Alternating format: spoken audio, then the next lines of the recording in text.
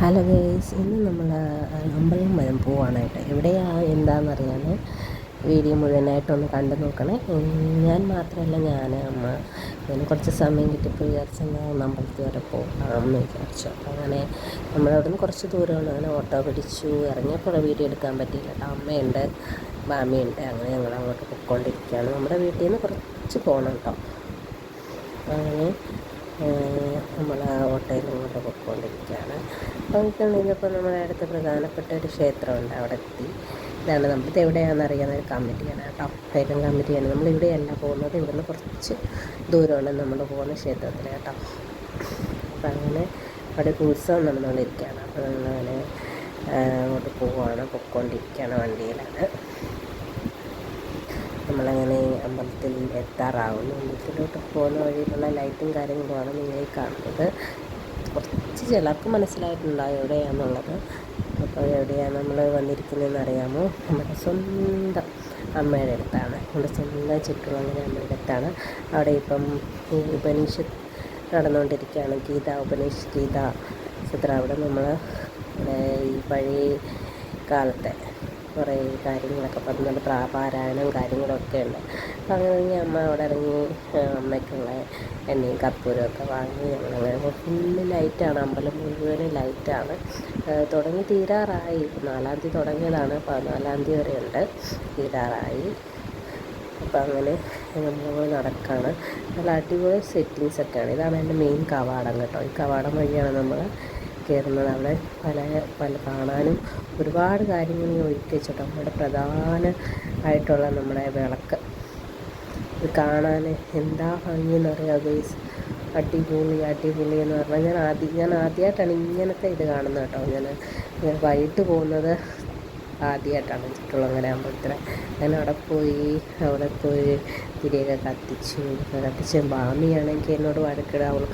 അവളെ വിട്ട ഉടനെ അവൾ അവിടെ പോയി കുരുത്തക്കേട കാണിക്കുമെന്ന് എനിക്കറിയാം. അതുകൊണ്ട് അവളെ പിടിച്ചു വെച്ചിരിക്കാൻ അങ്ങോട്ട് പോകണ്ടെന്ന് പറഞ്ഞിട്ട് എന്നാലും വീടെന്നും പറഞ്ഞുകൊണ്ടിരിക്കുകയാണ്. വിട്ടില്ല. കാണാൻ രസമല്ലേ, എന്താ ഭംഗിയല്ലേ, നേരിട്ട് കാണാൻ അടിപൊളിയാണ്. അങ്ങനെ ഒടുക്കുമ്പോൾ അവിടെ എന്തോ ഹോമം നടക്കുന്നു. ഇതിൻ്റെ ഭാഗമായിട്ട് കുറച്ച് നേരം ഞാനത് കണ്ടുകൊണ്ടിരുന്നു. പിന്നെ പാരായണം നടക്കുന്നുണ്ട്, ഉപനിഷത്ത് കാര്യങ്ങളും ചരിത്ര കാര്യങ്ങളും. ആളെന്ന് പറഞ്ഞാൽ നല്ല തിരക്കായിരുന്നു. ഇന്നും ഓരോ പരിപാടികളായിരുന്നു കേട്ടോ. കുറേ ഒരുപാട് ആളാണ്. അതുപോലെ തന്നെ നമ്മുടെ രഥം ഉണ്ടാക്കി വെച്ചിട്ടുണ്ട്. അവിടെ ഗേസ് ഒന്ന് കാണും. തെർമോക്കോൾ വെച്ചിട്ടാണ് ഉണ്ടാക്കിയത്. പക്ഷെ കണ്ടാൽ പറയത്തില്ല, സൂപ്പർ അടിപൊളി.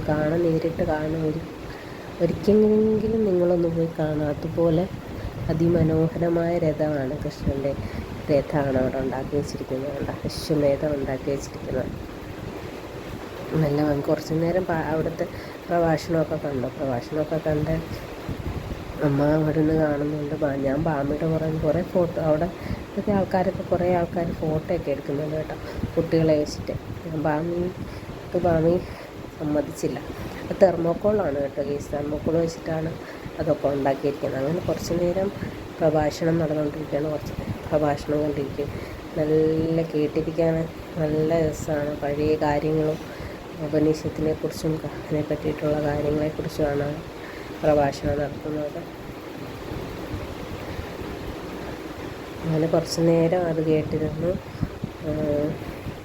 പിന്നെ ചുറ്റമ്പലത്തിൽ ഫുള്ള് എല്ലായിടവും ലൈറ്റാണ്. നിങ്ങൾ പോയി കാണുമ്പോൾ നിങ്ങൾക്ക് അതിൻ്റെ ഭംഗി മനസ്സിലാവും. അതുപോലെ ഫുള്ള് ലൈറ്റ്, അമ്പലം ലൈറ്റ് കൊണ്ട് നിറഞ്ഞിരിക്കുകയാണ്. നമ്മുടെ പൊന്നമ്മയെടുത്ത് അങ്ങനെ എനിക്ക് പോകാൻ പറ്റി, കാണാൻ പറ്റി. അതിൽ ഒരുപാട് എനിക്ക് സന്തോഷമുണ്ട്. അങ്ങനെ ഞങ്ങളെ ഫുള്ള് ചുറ്റിയതാണ് അമ്പലത്തിൻ്റെ ഫുൾ കവറാണ് ഈ കാണുന്നത് കേട്ടോ ഗൈസ്. ഇതൊന്നുമല്ല ആൾ, അതുപോലെ ഒരുപാട് ആളാണ്. അങ്ങനെ അത് കണ്ടു ഞങ്ങളങ്ങനെ തിരിച്ചിറങ്ങി. അപ്പോൾ എല്ലാവർക്കും ബൈ.